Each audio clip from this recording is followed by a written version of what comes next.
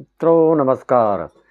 मैं पंडित ब्रजेश चंद्र पाठक मनोकामना ज्योतिष चैनल पर पुनः महत्वपूर्ण जानकारी, रहस्यमयी जानकारी और आपकी ज्ञान चक्षु खोल देने वाली जानकारी, इस जानकारी को आप अपने सुहृद जन, आत्मीय जन, प्रेमी जन को शेयर करके अवश्य अवगत कराएं, क्योंकि आपको किसी भी राशि फल का फलादेश आपके ऊपर सटीक क्यों नहीं बैठ पाता है, इसका कारण, इसका रीजन, इसके क्या रहस्य हैं, उस पर हम प्रकाश डालने जा रहे हैं।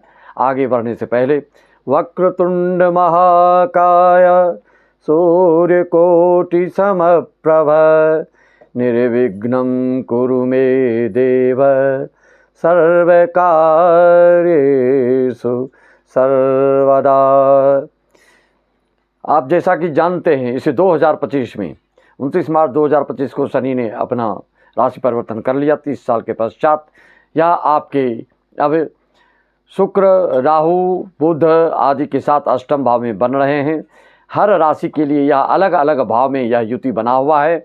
मेष राशि वालों के लिए यह योग है जो बन रहा है आपके द्वादश भाव में, व्यय भाव में, आयात निर्यात, देश विदेश के भाव में, बड़े बड़े ठेकेदारों, ए ग्रेड अधिकारियों जो नेतृत्व करते हैं प्राइवेट कंपनी आदि में कर रहे हैं, उनके लिए यह योग बहुत ही लाभदायक होने जा रहा है। क्योंकि 13 अप्रैल से शुक्र जो वक्रत्व को त्याग करके अपने मार्गी अवस्था में आ गए हैं। मेष से मीन राशि वालों के लिए जिस किसी भी कुंडलियों में अगर आपकी शुक्र की स्थिति अच्छी होगी, रोचक योग होगा, मालव योग होगा, आदि जो भी योग होगा, तो उससे आपकी कुंडली में उस दशा अंतर्दशा अगर चल रही होती है तो सोने पे सुहागा हो जाता है। आपकी जन्म कुंडली में भी मजबूत स्थिति में हो और गोचर में वह स्थिति आ जाए तो फिर छप्पर फाड़ धन वर्षा होने लगती है। इस चीज़ को आप समझिए। राशि फल आपको आप सुनते हैं कई ज्योतिषाचार्यों के माध्यम से कि आपकी यह सटीकता जो बैठती है राशि के हिसाब से, राशि के अनुसार देखें, जन्म राशि के हिसाब से देखें। अगर जन्म राशि आपको नहीं हो तो पुकार नाम से देखें। अगर जन्म कुंडली आपकी है तो आप अपने लगन के अनुसार भी इसको बिठा सकते हैं, देख सकते हैं। जिनके पास जन्म कुंडली है उनको लग्न के अनुसार देखने से ज़्यादा सटीकता बैठती है। अगर आपको राशि लग्न दोनों मालूम है तो लग्न के हिसाब से जब भी आप इस गोचर फल को मिलाएंगे तो आपके ऊपर ज़्यादा से ज़्यादा वह सटीकता बैठती है। राशि के अनुसार सटीकता बैठने में बहुत ही असंभव बात है, बहुत ही कम लोगों में यह सही बात बन पाती है। क्योंकि लग्न तो कंफर्म है तो उसके हिसाब से लोगों को पता चल जाता है कि आपके ग्रह कौन कौन से शुभ योग में हैं और कारक हैं, शुभ कारक हैं, कौन सा अशुभ कारक हैं, कौन सा मार्केस है, आदि आदि बातों को पता चल जाता है। राशि लगने से हर चीज़ आपके बारे में बहुत चीज़ पता चल जाता है। इसलिए जिसको अपनी कुंडली नहीं है तो वो राशि के हिसाब से देखें और वह ऐसे आदमी देखें जो कि बड़े बड़े उद्योग धंधा, फैक्ट्री आदि लग्जरी आइटम, शुक्र का जो कल से मार्गी में ये प्रवेश हो गए हैं, अब सीधा चलेंगे, अपने वक्रत्व को इन्होंने त्याग दिया, तो इसको क्या देखना है आप। अगर शुक्र आपकी अच्छी स्थिति में है, मार्गी हो गए हैं, तो मेष राशि वालों के लिए जहाँ की विदेश से आयात निर्यात आदि शुक्र जनित कार्यक्रमों से आपको ज़्यादा से ज़्यादा लाभ हो सकता है।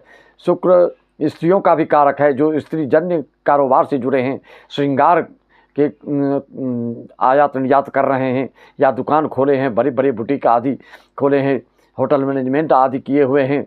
जितना भी इस दुनिया में चकाचौंध लग्जरी आइटम, फैशन से जुड़े चीज़ें, कला से जुड़ी हुई चीज़ों को आप देखते हैं, वह सब शुक्र से ही संबंधित होता है।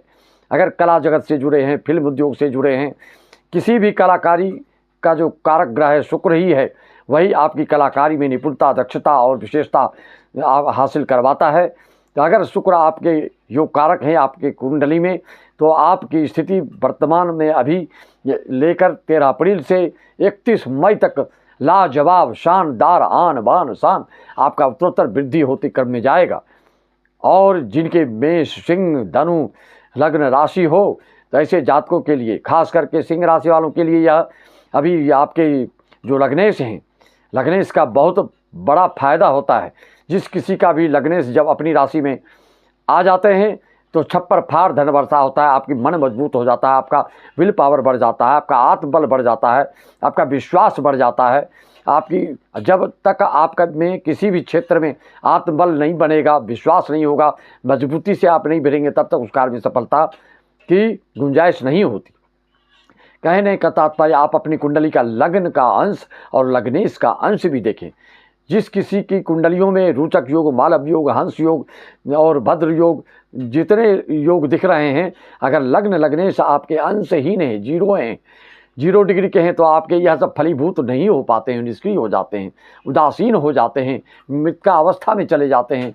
योग सारे होते हुए जब तक लग्न आपका बलिष्ठ नहीं होगा, आप उस पर तत्परता नहीं दिखाएंगे, आपकी युक्ति, आपकी दूरदर्शिता, आपकी सूझबूझ, आपका विवेक, आपकी जो भी जिंदगी में आपने विद्या हासिल की, उसका प्रयोग आप कर ही नहीं पाएंगे। लग्न अंशहीनता के कारण और कर्महीनता के कारण और सूक्ष्मदर्शिता के कारण आप में सूक्ष्मदर्शिता नहीं हो पाएगी, दूरदर्शिता नहीं हो पाएगी, जिसके कारण कि सारे के सारे जो राजयोग हैं वो कुंठित होकर कुंडली मार के सांप जैसे बैठ जाते हैं, फल को नहीं दे पाते हैं। तो आपकी कुंडली में क्या योग है, इसको दिखाने के लिए आप संपर्क साध सकते हैं। मात्र 501 में सारी जानकारी आप प्राप्त कर सकते हैं। इस चीज़ को आप जन जन तक पहुंचाएं कि कुंडली को कैसे देखा जाता है। राशिफल पढ़ने से कभी भी आपको उससे संतुष्टि नहीं मिलेगी जब तक आप अपनी कुंडली को नहीं दिखाएंगे। जितने भी अच्छे अच्छे योग आपको बताते हैं लोग, उसमें आप देखते हैं कि आपके ऊपर सटीक नहीं बैठता, क्योंकि आप दूसरे के हिसाब से सुनते हैं। अपनी कुंडली का जब विवेचना करवाएंगे तब आपको पता चला। वास्तु दोष के बारे में हम कुछ वर्णन करें और आप सोचेंगे ये ऐसा होता है वैसा होता है, उससे आपका काम नहीं चलेगा। जब तक आप अपने भवन भूमि को ज्योतिषियों के द्वारा अवलोकन नहीं कराएंगे, उसको ऊपर ध्यान नहीं दिलाएंगे, उनको दिखवाएंगे नहीं, तब तक वह अक्षरशः सही जानकारी आपको नहीं मिल सकता। आपके घर के बारे में, किधर आपका किचन है, किधर आपका बाथरूम है, किस तरफ आप सिर करके सोते हो, कहाँ बच्चे को बिठाते हो, किस तरफ क्या है, इसका वास्तु दोष भी बहुत एक बड़ा मायने रखता है।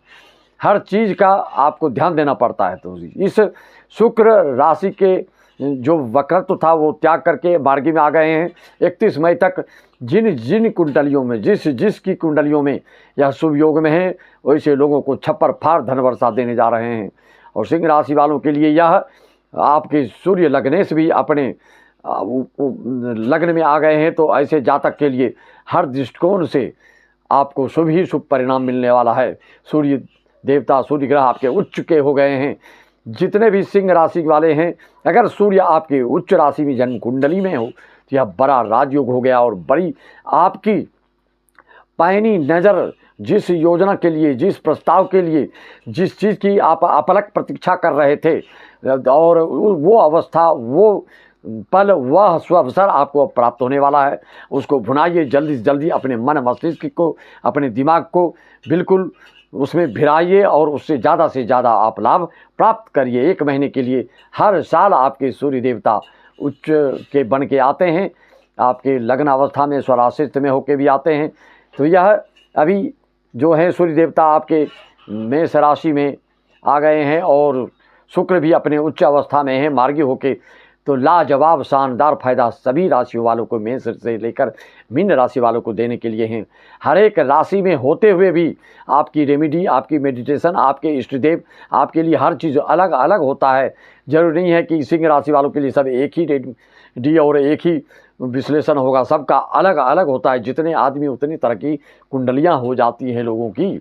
इसलिए कभी भी किसी की सुन के आप मत सोचिए कि आपके ऊपर वह लागू होगा। जब तक आप अपनी कुंडली का विश्लेषण नहीं करवाते हैं, प्रेडिक्शन नहीं करवाते हैं, तब तक आप अपने भविष्य के बारे में या अपने संतान के बारे में या अपनी संपत्ति के बारे में या अपने पैतृक संपत्ति के बारे में या केस मुकदमा आदि के बारे में या आदि व्याधि के बारे में या रोग के बारे में, किस चीज़ के क्या दिक्कत है, वह सब आपकी कुंडली की दशा, अंतर्दशा, नक्षत्र, राशि, अंश आदि को देखकर ही सारी चीज़ों को अक्षरशः बताया जा सकता है। समस्त हमारे यजमानों के, हमारे शुभचिंतकों के, हमारे दर्शकों के लिए पुनः बारंबार नमन। देश विदेश और भारतवर्ष के सभी यजमानों के ऑनलाइन पूजा कराने के लिए आपको हमेशा इसी तरह से आप विश्वास दिखाते हैं और आपको इसका फल मिलता है। जय पर जय की सत्य स्नेह सोते ही मिले निकट संदेह।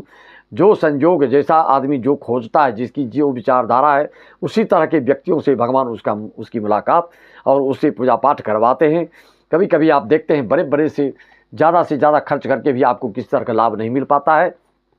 इसलिए कि आपको अपनी कुंडली के बारे में कुछ मालूम नहीं है। अंदाज से करेंगे तो कभी लाभ कभी हानि होते रहेगा। अगर अपनी कुंडलियों के हिसाब से, अपने ग्रह गोचर के हिसाब से आपके क्या पैतृक दोष हैं, क्या कालसर्प दोष हैं, क्या विषकुंभ दोष हैं, क्या स्त्री ऋण है, क्या पुत्र ऋण है, क्या भातृ ऋण है, क्या क्या है, आप बिल्कुल इन सब चीज़ों से अनभिज्ञ हैं। आपके पूर्व जन्म में आपने क्या क्या कर्म किया, सब आपकी कुंडली में स्पष्ट रूप से होता है। सबको मेरा पुनः नमन, वंदन, अभिनंदन। राम राम, जय श्री राम। ओम नमः शिवाय, हरि ओम तत्सत। जय सत का जय सच्चिदानंद।